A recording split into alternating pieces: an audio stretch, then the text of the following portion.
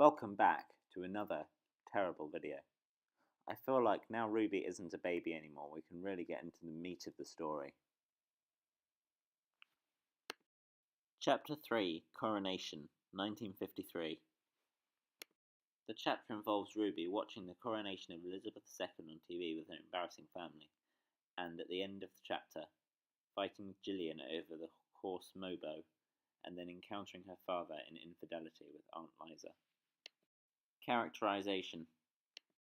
The shadow is not merely dark, it contains the squid inky evil of hatred, jealousy, and murderous inclinations. Yes, it's our Gillian. Gillian is a jealous, attention-seeking, spoilt child. Her behaviour in this chapter, especially the phrase murderous inclinations, foreshadows the death of Pearl, which is Gillian's fault.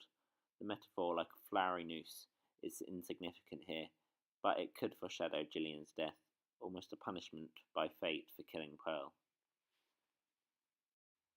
George's infidelity is once again established here, as he is locked in a thrusting embrace with an unseen woman when Ruby gets up in the night to look for her teddy. When Ruby leaves her teddy there, sensing that even at her young age it would be inappropriate to interrupt her father, she calls him and the woman dubious company, clearly showing that she already disapproves of her father, just as she does her mother. Literary techniques!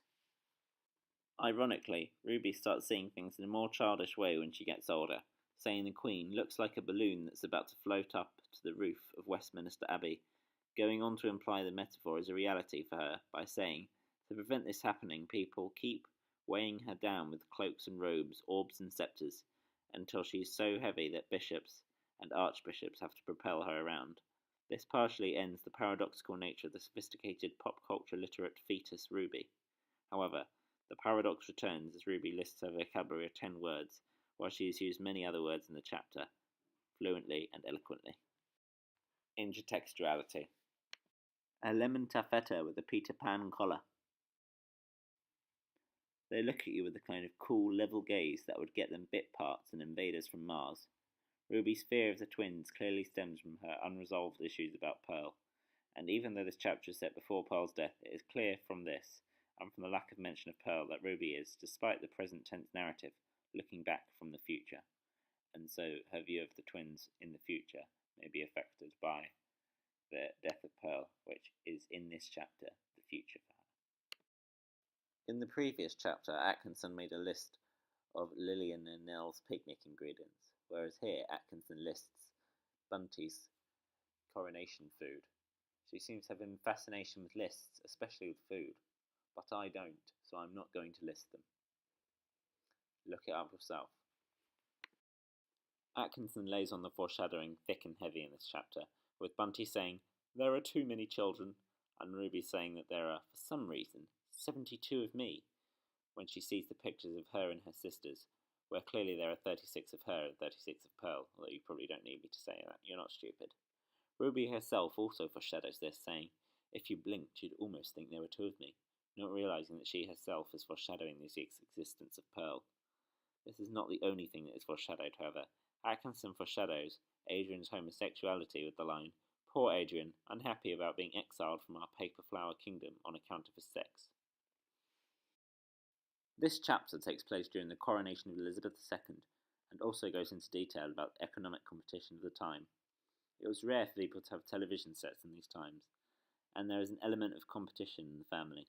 Ruby says, most importantly, the win is on our family, for no one on either George or Bunty's side of the family have yet acquired this most desirable of objects. As well as this, Atkinson uses historical facts to create humour in an argument of the adults about who George IV was. One claims he was the fat git that built Brighton, while the other, the one that lost America. Themes. The sandwiches, the pots of tea. Will it ever stop? Bunty is proud of her cooking skills and her new television set, but would rather that no one in the room was there, as she does not like all the work she has to do.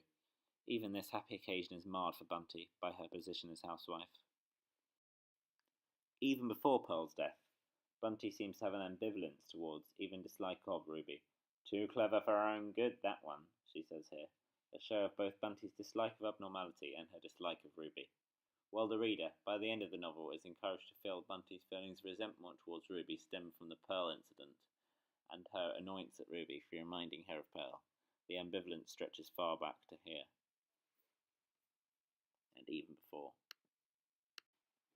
Ruby uses parentheses to entertain the possibility of how great it would be to have no family, expressing this thought with the simple imagine, highlighting her novel-long exasperation with her family and possibly hinting at her happiness once freed from it.